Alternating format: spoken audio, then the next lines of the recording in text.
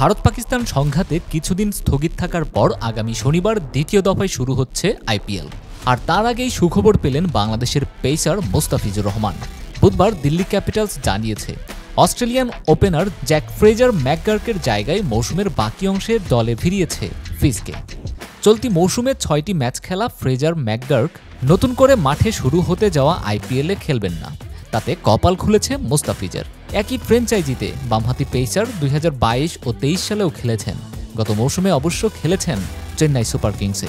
দিল্লি তাকে ৬ কোটি রুপিতে দলে ভিড়িয়েছে।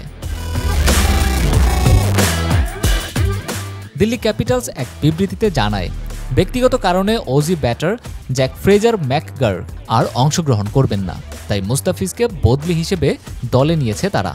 এদিকে মুস্তাফিজের ফেরার ধারণা করা হচ্ছে মিচেল স্টার্কও হয়তো আর দলে ফিরবেন না, যেহেতু টেস্ট চ্যাম্পিয়নশিপ ফাইনালের দলে আছেন দিল্লির এই পেসার। আইপিএলে মুস্তাফিজের অভিজ্ঞতা বেশ সমৃদ্ধ। এখন পর্যন্ত ৫৭টি ম্যাচে ৬১টি উইকেট নিয়েছেন এই বাঁহাতি পেসার।